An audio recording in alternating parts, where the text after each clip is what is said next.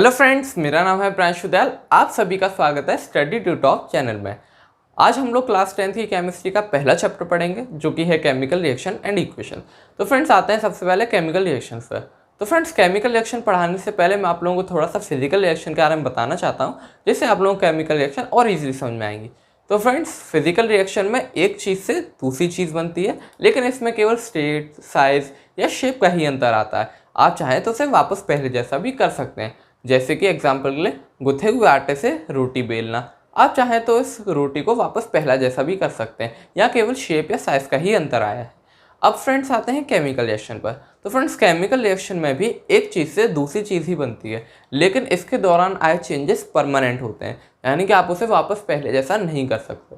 ऐसा होता है केमिकल प्रॉपर्टीज़ में चेंजेस, यानी कि केमिकल प्रॉपर्टीज़ जो होती हैं चीज़ों की, उसमें चेंज आने की वजह से, यानी कि एग्जैक्टली जो नई बनी चीज़ है उसकी प्रॉपर्टीज़ पहले वाली से अलग हो जाती हैं। जैसे कि एग्जांपल के लिए रोटी का पकना। अब जो रोटी पक चुकी है उसे आप वापस पहले जैसा तो नहीं कर सकते। तो फ्रेंड ये इसका एक एग्जांपल होगा। तो फ्रेंड अब आते हैं इसकी डेफिनेशन पर, जो आप लोग एग्जाम में लिखेंगे। वो है it is a process in which new substance with new properties are form. जैसे कि एग्जाम्पल के लिए रस्टिंग ऑफ आयरन। अब आप सब लोग जानते हैं रस्ट, जिसको जंग भी कहते हैं, वो वापस पहले जैसे आयरन में तो नहीं बदल सकती। तो ये इसका एक एग्जाम्पल हो गया। अब फ्रेंड्स आते हैं केमिकल इक्वेशंस पर। तो फ्रेंड्स मैं आप लोगों को एक बात बताता हूँ। मान लीजिए मैंने अपना होमवर्क नहीं किया, जिसकी शिकायत मेरे टीचर ने मेरी मम्मी से करी, जिस वजह से मेरी मम्मी ने मुझे बहुत मारा। तो फ्रेंड्स ये बात आपने देखी कितनी लंबी चौड़ी सी हो गई, जिसकी वजह से मेरी वीडियो भी लंबी हो गई। अब अगर मैं चाहूँ तो इसी बात को एक सिंपल सी लाइन में बता सकता हूँ, जैसे कि no homework plus complain is equal to पिटाई। तो फ्रेंड्स यहाँ पर आपने देखा कि मैंने इस बड़ी सी बात को एक लाइन में बता दिया। उसी तरीके से एक लंबी चौड़ी केमिकल रिएक्शन को सिंबल्स और फॉर्मूलेस का यूज़ करके एक सिंपल लाइन में बताना ही केमिकल इक्वेशन कहलाता है। जैसे कि एग्जांपल के लिए मैग्नीशियम जब ऑक्सीजन की प्रेजेंस में जलता है तो मैग्नीशियम ऑक्साइड बनता है। तो ये तो हो गई ये केमिकल रिएक्शन। अब इसकी केमिकल इक्वेशन होगी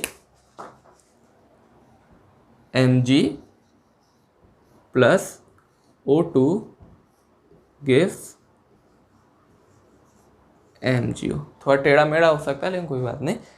तो फ्रेंड्स यहाँ पर मैग्नीशियम ऑक्सीजन की प्रेजेंस में जला, जिससे मैग्नीशियम ऑक्साइड बना।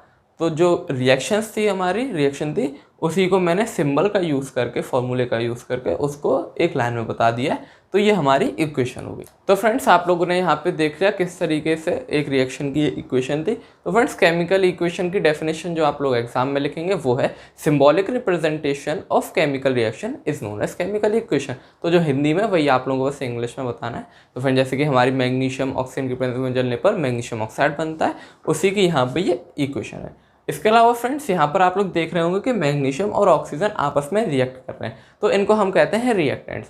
तो फ्रेंड्स रिएक्टेंट की डेफिनेशन है दो substance which react with each other in a chemical reaction are known as reactants. इसके अलावा फ्रेंड्स यहाँ पर मैग्नीशियम ऑक्साइड बन रहा है, रिएक्शन के बाद एंड प्रोडक्ट है हमारा, तो इसलिए इसको हम प्रोडक्ट कहते हैं। तो प्रोडक्ट की डेफिनेशन हो गई a substance formed in a chemical reaction और equation is known as product. तो जिस तरह से ये हमारे रिएक्टेंट्स हो गए, ये हमारा प्रोडक्ट हो गया। तो यहीं पर ये हिस्सा होता है हमारा ख़त्म।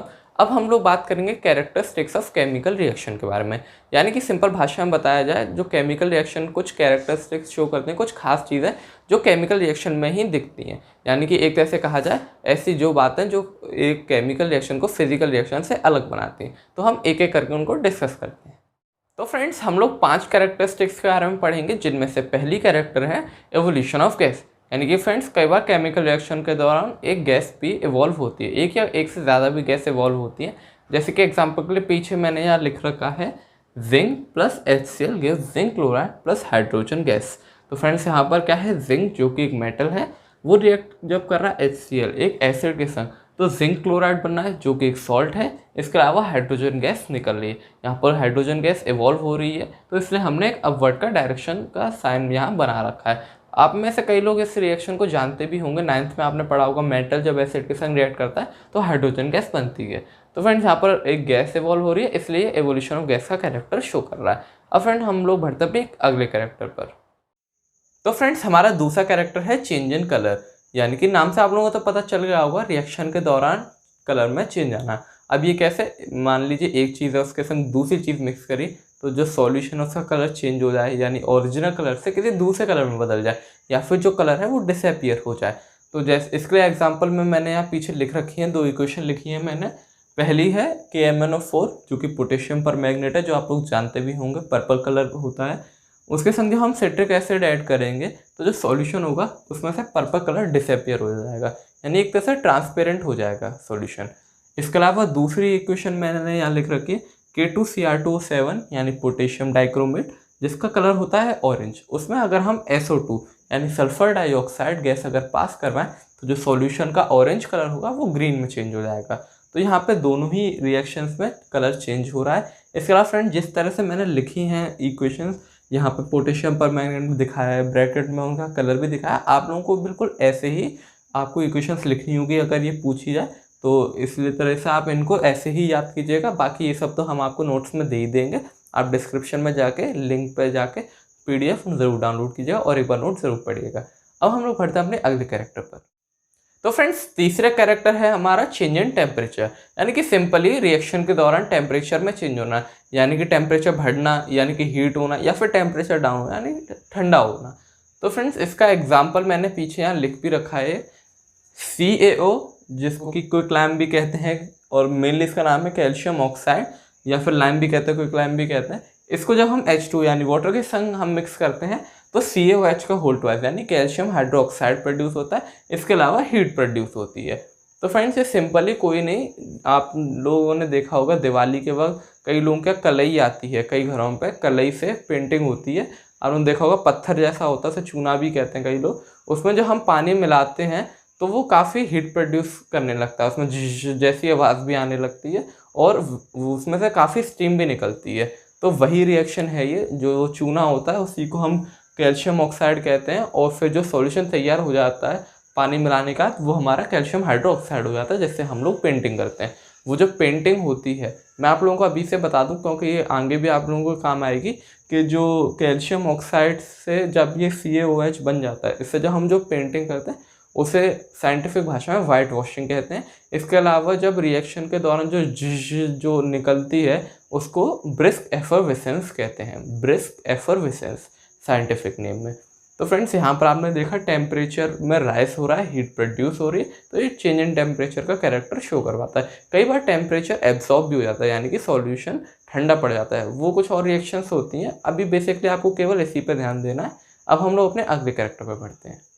तो फ्रेंड्स हमारा चौथा कैरेक्टर है चेंज इन स्टेट, यानी कि सिंपली नाम से ही आपको पता चला होगा केमिकल रिएक्शन के दौरान एक स्टेट से दूसरे स्टेट में चेंज होना, यानी जैसे सॉलिड से लिक्विड या लिक्विड से गैस में होना। अब आप लोग सोच रहे होंगे ये तो फिजिकल रिएक्शन हुई, क्योंकि फिजिकल रिएक्शन में भी यही सब होता है, लेकिन ऐसा नहीं है। क्योंकि जैसे कि एग्जांपल के लिए मैं आपको बताता हूँ, यहाँ पर है हमारे पास एग्जांपल में वैक्स, जिससे कैंडल बनती है। कैंडल वैक्स से बनी हुई होती है। तो क्या होता है जब हम कैंडल जलाते हैं तब तो कैंडल एक सॉलिड फॉर्म में दिखती है सीधे सीधे, जब जलती है तो वो लिक्विड फॉर्म में भी चेंज होती है, और जब जल जाती है वो तो वो लिक्विड से गैस फॉर्म में कैसे वो वेपराइज हो जाती है, यानी वो उसमें से CO2 और H2 जो स्टीम होती है वो भी अलग अलग हो जाती है। अब आपने देखा होगा पूरी मोमबत्ती तो जल जाती है, थोड़ा सा नीचे रह जाता है, आप उसे काउंट ना करें तो पूरी मोमबत्ती जल जाती है तो कुछ नहीं बचता है। तो क्या वो गायब हो गया? दरअसल वो वेपराइज हो गया, उसका स्टेट चेंज हो गया। अब वो गैस फॉर्म में इसलिए वो एयर में मिक्स हो गई। तो क्या होता है, फिजिकल चेंज में तो आप वापस पहले जैसा कर सकते हैं, लेकिन ये इसलिए केमिकल रिएक्शन है क्योंकि आप इसे वापस पहले जैसा नहीं कर सकते हैं। अब जो वेपराइज हो गई गैस उसे आप वापस इकट्ठा करके दोबारा सॉलिड फॉर्म में तो नहीं ला सकते, इसलिए ये केमिकल रिएक्शन है। अब हम अपनी आखिरी कैरेक्टरिस्टिक के बारे में पढ़ेंगे। तो फ्रेंड्स अब हम लोग अपने आखिरी कैरेक्टर, पांचवें कैरेक्टर के बारे में बात करते हैं, जो कि है फॉर्मेशन ऑफ प्रेसिपिटेट, जो कि इम्पॉर्टेंट भी है और आप लोगों के लिए नया भी है। तो फ्रेंड्स बेसिकली आपको बता दूं इसमें क्या होता है, रिएक्शन के दौरान प्रेसिपिटेट बनता है। अब प्रेसिपिटेट क्या होता है वो जान लेते हैं। ज़्यादातर क्या होता है, रिएक्शन के दौरान सॉल्यूशन तैयार होता है, तो कई बार कुछ सॉल्यूशन में आप लोगों को कुछ ऐसी सॉलिड चीज़ें, कुछ सॉलिड पार्टिकल दिख जाएंगे जो कि सॉल्यूशन मिक्स नहीं हो रहे होंगे।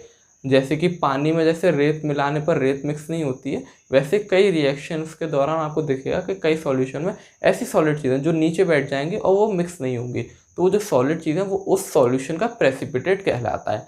तो उसकी डेफिनेशन, प्रेसिपिटेट की डेफिनेशन है, it is A solid substance which is insoluble in A given solution.